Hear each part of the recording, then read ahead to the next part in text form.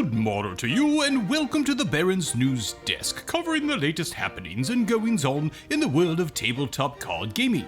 Well, commoners, it has been quite the week indeed, with many spoilers from the upcoming set of Throne of Eldraine. One of the most exciting announcements for Commander players in particular is the spoiling of the upcoming Brawl decks. One legendary creature that has particularly caught my fancy is Syr Gwyn, hero of Ashvale. For 3 generic, red, white, and black, it is a 5/5 legendary creature human knight. She has vigilance and menace.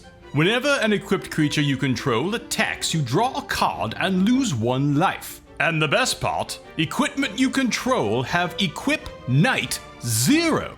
This makes equipment such as Argentum armor, which has a rather prohibitively high equip cost, actually manageable when equipping to knights. Let us look at some creatures and equipment that will be ideal for a commander deck featuring Syr Gwyn as the commander. Before we get started, please ensure that you hit that like and subscribe button, and even hit that bell if you want to ensure that you see many more deck techs in a very timely fashion. First, let's take a look at some utility creatures.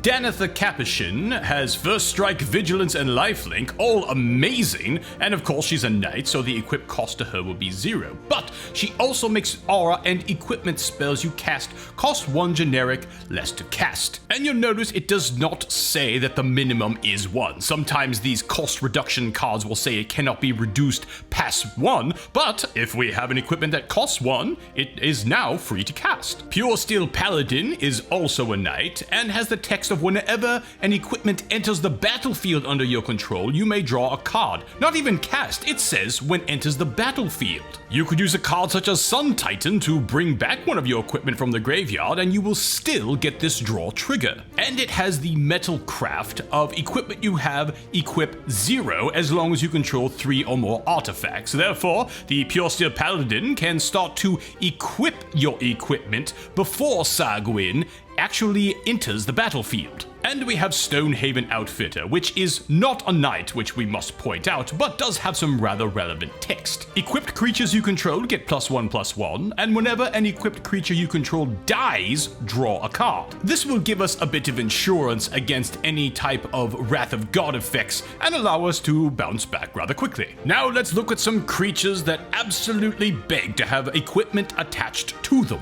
Heavenly Blade Master is not a knight, but has flying and double strike, one of the best keywords to have printed on an aggro card. She will attach all equipment and auras you control to it when entering the battlefield, and buffs each of your creatures for each of those attached to her. She can absolutely come out of nowhere to one-shot an opponent if you have a haste-enabling piece of equipment. Next, we have Balan, Wandering Knight, and as the name would suggest, this is a cat knight. Balan has First Strike, but will gain Double Strike if 2 pieces of equipment are attached to it. Furthermore, Balan can attach all equipment you control to it at instant speed for 1 and a white. And then we have Silverblade Paladin, and as it enters the battlefield with its soul bond, it will give itself and another creature double strike. I think by now we can see how absolutely powerful double strike can be in an equipment focused deck. So far we've been focused on mostly white, but the color of black also has some rather enticing knight creatures. Phyrexian Crusader is a knight that has First Strike and protection from red and white. But the most important part is that it has Infect. As we will see a bit later on, there are pieces of equipment that can absolutely get the Phyrexian Crusader to 10 power and potentially one-shot an opponent with 10 poison counters. Cabal Paladin says that whenever you cast a historic spell, it deals 2 damage to each opponent. And of course, equipment is historic, so this can absolutely get significant mileage over the course of the game. And Order of Yawgmoth has Fear, making it incredibly difficult to be blocked locked, and states that when he deals combat damage to a player, that player discards a card. We even have several multicolored knights to choose from that offer some rather potent utility. Vona, Butcher of Magan, has Vigilance and Lifelink on a 4/4. You can tap and pay 7 life to destroy target non-land permanent. Of course, you can only do this during your turn. Ariel, Knight of Windgrace, has Vigilance on a 4/4 Knight. You can pay 2 and a white to tap it and create a 2/2 white Knight creature token with Vigilance. You can also pay X and tap it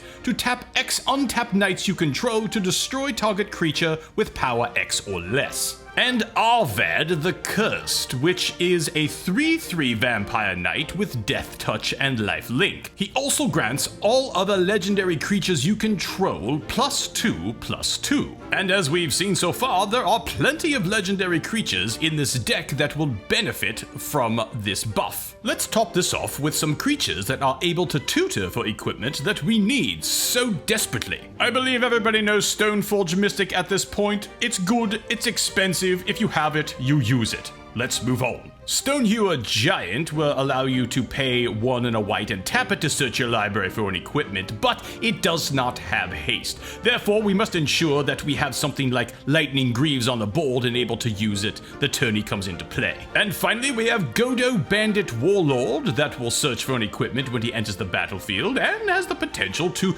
grant additional attack phases. Now let's get to the bread and butter, the actual equipment cards. First are the Swords of. We all know these swords: Sword of Feast and Famine, Sword of Fire and Ice, Sword of Light and Shadow, and the like. They're very good. If you have them, you use them. But of course, they are extremely expensive. They are excellent if you own them, but are not 100% necessary in order to make this deck function well. The appeal of using Syr Gwyn as a commander is making use of equipment that has a low casting cost, but a high equip cost. Blade of Selves only costs 2 to put on the battlefield, and gives the equipped creature Myriad. Equip this to a creature such as Stoneforge Mystic to create 2 more tokens of it, and now you get 2 additional equipment tutor triggers on the stack. Black Blade Reforged only costs 2 to put on the battlefield, and gives an equipped creature +1/+1 for each land you control. It gets bigger as the game goes on. With an equipped cost of 7 to a non-legendary creature, it's rather prohibitive to add to most creatures, but of course Syr Gwyn makes that equip cost 0 to a knight. And what is likely the best example is Colossus Hammer, costing a mere 1 to put on the battlefield,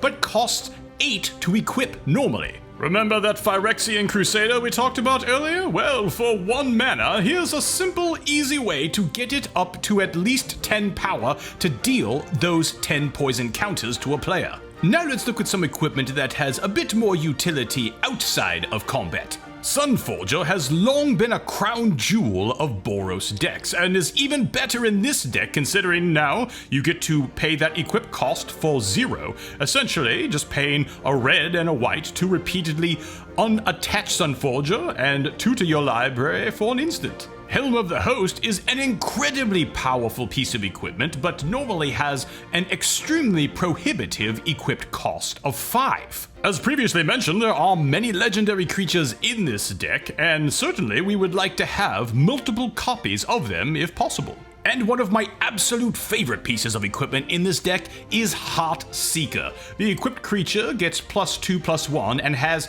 tap and unattach it to destroy target creature. With an equip cost of essentially 0 to a knight, you can do this, well, pretty much for as many times as you have knights on the board, and you can do it at instant speed. This is what I love about the Commander format, giving cards that were previously unappreciated or didn't really have a home a new luster to them.